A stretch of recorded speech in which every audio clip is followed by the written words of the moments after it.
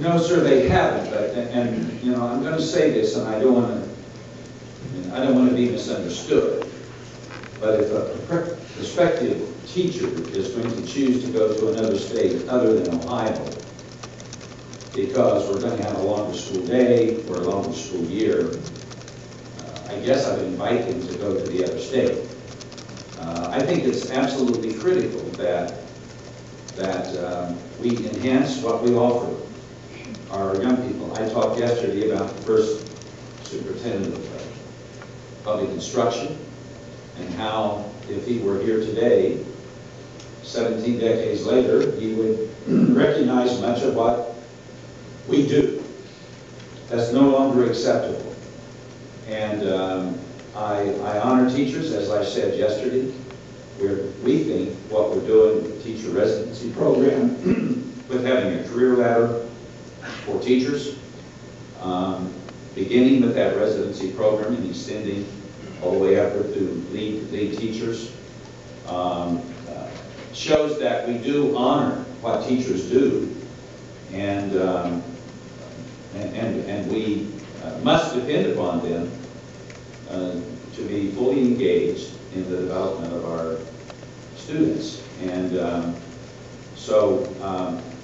just, you know, in response to your specific question, if a teacher says, I'm going to teach in Kentucky instead of Ohio because the school day or the school year is longer in Ohio, I would say to them, I hope you enjoy Lexington or Louisville or Hazard or wherever you go.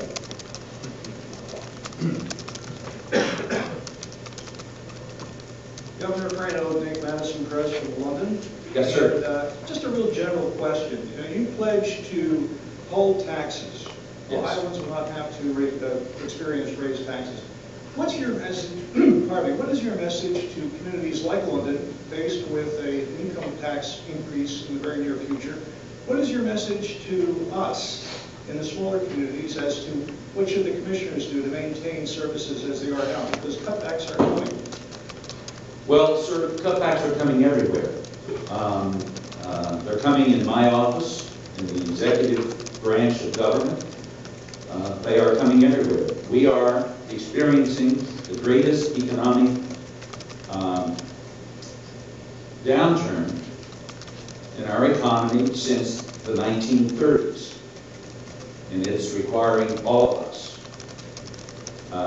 to make sacrifices, to experience cutbacks, and a great deal of pain is being experienced all across our state and, quite frankly, across our nation. You can't have a day when 70,000 jobs are lost in America without understanding the set of circumstances that we are in. I believe recovery will come.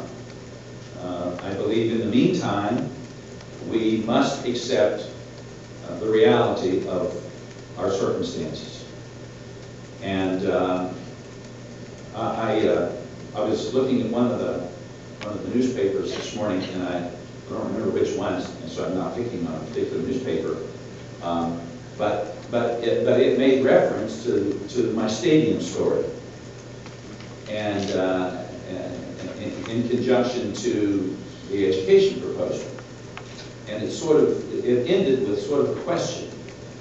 The governor's plan may be a good idea, but how's he going to build that stadium? Well, the point of the story was this: we build it with the people.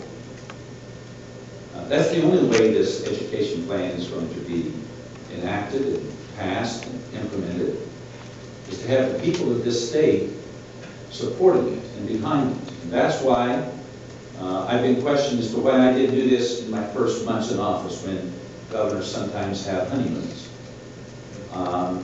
It was not right. It was not ready. It was necessary, in my judgment, for me to do what I've done, sort of what the first superintendent of public instruction has done. I have traveled throughout the state. I held 17 or 18 forums. I have met with stakeholder groups week after week and month after month. And why did I do it? I did it to gather ideas. I gathered it to try to develop in my own mind what I felt was consensus plan that would have a realistic chance of actually becoming law. And I did it because I believe that it will not happen and cannot happen without the support of the people of this state. That's how the stadium was built.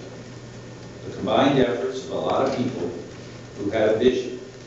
And I believe it's necessary for the people of our state to have a vision for what we want for our kids.